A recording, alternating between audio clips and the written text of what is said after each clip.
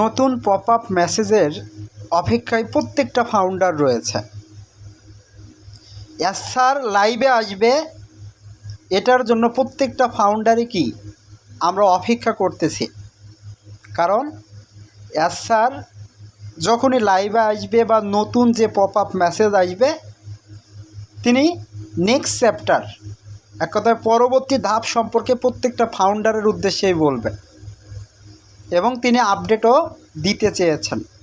তো প্রত্যেকটা ফাউন্ডার আমরা পপ আপ মেসেজের অপেক্ষায় রয়েছি, স্যার লাইভে আসার অপেক্ষায় রয়েছি যে স্যার কবে লাইভে আসবে বা স্যার কবে একটা নতুন পপ আপ মেসেজ দেবে। তো যারা ফাউন্ডার রয়েছেন, খুবই গুরুত্বপূর্ণ কিছু তথ্য দেওয়ার চেষ্টা করব, ভিডিওটিকে স্কিপ করবেন না, সম্পূর্ণ ভিডিওটা দেখবেন।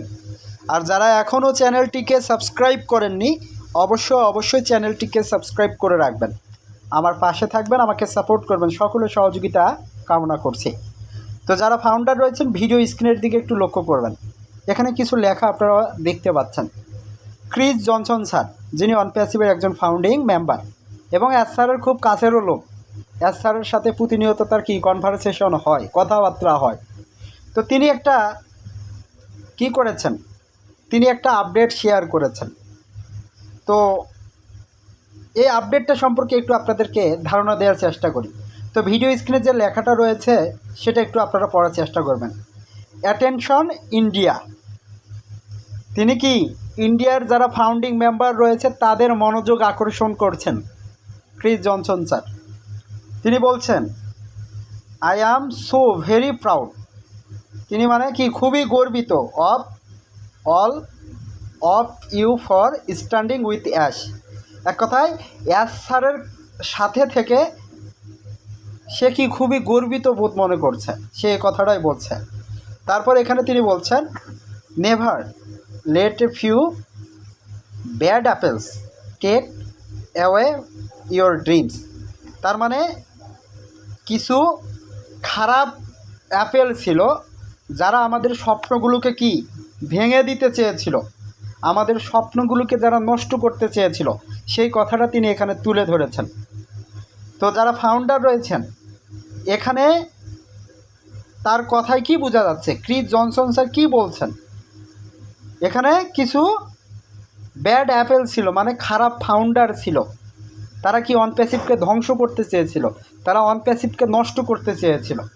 এবং তিনি আবার কি বলছেন, প্রথমেই বলেছেন তিনি স্যারের কাছে থেকে কি খুবই গর্বিত বোধ মনে করছেন, তিনি গর্বিত মনে করছেন। ওকে, তারপর এখানে তিনি বলছেন, আই লাভ ইউ অল, আমরা যারা অনপ্যাসিভের ফাউন্ডিং মেম্বার রয়েছি সকলকেই ক্রিস জনসন স্যার ভালোবাসে, এই কথাটা তিনি বলেছেন।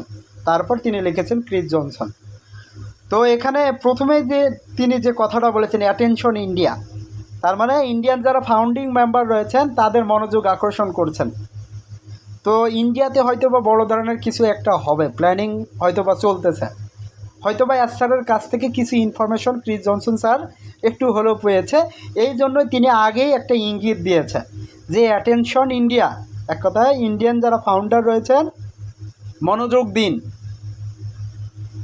তো যারা ফাউন্ডার রয়েছেন আপনাদের উদ্দেশ্যেও আমি বলছি, অনপ্যাসিভকে নিয়ে নেতিবাচক ভাবার কোনো চিন্তা ভাবনা করিয়েন না। অনপ্যাসিভকে কেন আপনি নেতিবাচকভাবে নেবেন? অনপ্যাসিভ কাজ করছে আপনার আমার স্বপ্নগুলোকে পূরণ করার জন্য, অনপ্যাসিভ কাজ করছে আপনার আমার স্বপ্নগুলোকে বাস্তবায়ন করার জন্য। তো ইতিমধ্যে ইন্ডিয়াতে কিন্তু অনপ্যাসিভ নিয়ে কিন্তু ইন্ডিয়াতে অনেক শোরগোল।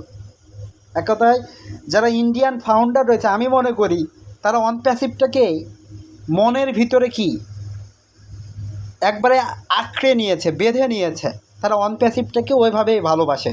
যারা ইন্ডিয়ান ফাউন্ডার রয়েছে আমি যেটা মনে করি, অনেক ইন্ডিয়ান ফাউন্ডারের সাথেই কিন্তু আমার কথা হয়, তারা অনপ্যাসিভকে নিয়ে কিন্তু অনেক স্বপ্ন দেখে। তো বাংলাদেশে আমাদের অনপ্যাসিভের ওই ধরনের মার্কেটিং কিন্তু হয়নি, বিভিন্ন ধরনের সেমিনার বিভিন্ন জায়গায় মিটিং হয়েছে, কিন্তু ইন্ডিয়াতে অনপ্যাসিভটা কিন্তু সেইভাবে ছড়িয়ে গেছে। যারা ইন্ডিয়ান ফাউন্ডার রয়েছে তারা কিন্তু অনপ্যাসিভটাকে নিয়ে সেইভাবে কাজ করছে। ইতিমধ্যে আমরা দেখতে পেয়েছি ইন্ডিয়াতে অনপ্যাসিভের বিভিন্ন ধরনের ব্যানার ফেস্টুন বানায়, কি বিভিন্ন রাস্তায় তারা মার্কেটিং করে, বিভিন্ন ধরনের যে মেট্রো রেল রয়েছে, বিভিন্ন ধরনের যে জনবহুল যে এলাকাগুলো রয়েছে সেগুলোতে অন প্যাসিভ নিয়ে তারা কি কাজ করছে। ইতিমধ্যে আমরা অনেক সোশ্যাল মিডিয়া প্ল্যাটফর্মে যে ভিডিওগুলো রয়েছে তারা শেয়ার করে আমরা দেখেছি, তারা অন প্যাসিভটাকে এত ভালোবাসে যারা ইন্ডিয়ান ফাউন্ডার রয়েছে, তো তারা এটাকে কিন্তু অনেক বিশ্বাস করে। অন প্যাসিভটাকে তারা কিন্তু অনেক বিশ্বাস করে, এটা আমি মনে করি। তো যারা ইন্ডিয়ান ফাউন্ডার রয়েছে আপনাদের হাত ধরে ইনশাল্লাহ অন প্যাসিভ উপরে অনেক উপরে চলে যাবে। আপনারা আছেন বলে এক কথায় অধিকাংশ ফাউন্ডার কিন্তু ইন্ডিয়ান ফাউন্ডার। অন প্যাসিভে সেখানেও কিন্তু একটা অফিস রয়েছে, তারা অন প্যাসিভটাকে হয়তো বা ভালোভাবে রিয়েলাইজ করে, তারা অন প্যাসিভটাকে হয়তো বা ভালোভাবে বোঝায়। ইন্ডিয়ান যারা ফাউন্ডার রয়েছে, ইন্ডিয়ান ফাউন্ডিং যারা রয়েছে, তারা হয়তো বা টেকনোলজি সম্পর্কে তাদেরও একটু হলেও ধারণা রাখে যে অন প্যাসিভ আসতেছে, টেকনোলজিতে অনেক বড় একটা ছোঁয়া দিবে। ইতিমধ্যে একটা ভিডিওতে আপনাদেরকে দেখিয়েছি যে সারা পৃথিবীতে টপ লেভেল 2024-এর ভিতরে যে কোম্পানিগুলো রয়েছে তার ভিতরে কিন্তু একটা টেকনোলজি, সেটা হচ্ছে এআই টেকনোলজি, ওপেন এআই। সে কিন্তু অনেক বড় একটা মার্কেট দখল করেছে, বিলিয়ন ডলারের একটা মার্কেট দখল করেছে। টপ 3-এর ভিতরে, এক কথায় টপ 3-র ভিতরে তারা রয়েছে। এটা বিশ্বাস করা যায়? এআই টেকনোলজিটা কবে আসলো? ওপেন এআই, চ্যাট জিপিটি, এটা কবে আসলো? সেদিনই তো আসলো, 2023 সালে হয়তো বা, কিন্তু 24-এ অনেক বড় একটা জায়গা দখল করে নিয়েছে। তো অন প্যাসিভও আসতেছে, অন প্যাসিভও আসতেছে। অন প্যাসিভও এতদিন আসলো, অন প্যাসিভও এতদিন আসলো বুঝতে পারছেন? কারণ এখানে কিছু ব্যাড অ্যাপেল ছিল, কিছু খারাপ মানুষ ছিল যারা অন প্যাসিভটাকে ধ্বংস করতে চেয়েছিল। অন প্যাসিভের যত ডাটা রয়েছে সবগুলোকে কি অন্য কোম্পানির কাছে হয়তো বা বিক্রি করতে চেয়েছিল, তারাই হয়তো বা বিক্রি হয়ে গিয়েছিল। তো অন প্যাসিভ অনেক বড় একটা ধাক্কা, কিন্তু অনেক বড় একটা ঘূর্ণিঝড় কিন্তু মোকাবেলা করেছে। তো স্যার সেটা কিন্তু রিয়েলাইজ করেছে, স্যার কিন্তু সেটা বুঝেছে এবং প্রত্যেকটা ফাউন্ডারকে তিনি বোঝানোর চেষ্টা করেছে। আমি যেটা মনে করি হয়তো বা ফাউন্ডাররা সেই আপডেটগুলো আপনারা পেয়েছেন। স্যার সব কিছুই কিন্তু ফাউন্ডারের মাঝে কি খোলাসা করেন, সব কিছুই তিনি কিন্তু বলেন, নিজের ভিতরে তিনি ওইভাবে রাখেন না। তো অন প্যাসিভ আসতে কেন দেরি হচ্ছে? দেরি হওয়ার কোনো একটা কারণ রয়েছে, রিজন কিন্তু রয়েছে, এটা আপনাকে বুঝতে হবে। তো যারা ফাউন্ডিং মেম্বার রয়েছেন, অন প্যাসিভ সফলতার মূল শিখরে ইনশাল্লাহ পৌঁছবে, সফলতার মূল শিখরে ইনশাল্লাহ পৌঁছবে। অন প্যাসিভকে বাধা দেওয়া যাবে না, অন প্যাসিভকে ধ্বংস করা যাবে না। অন প্যাসিভ নিজস্ব একটা ভিত্তি স্থাপন ইতিমধ্যে করে ফেলেছে।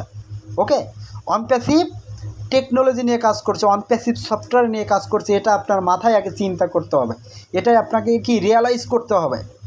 তো অন প্যাসিভ কতটা প্রভাব ফেলতে যাচ্ছে সারা পৃথিবীতে।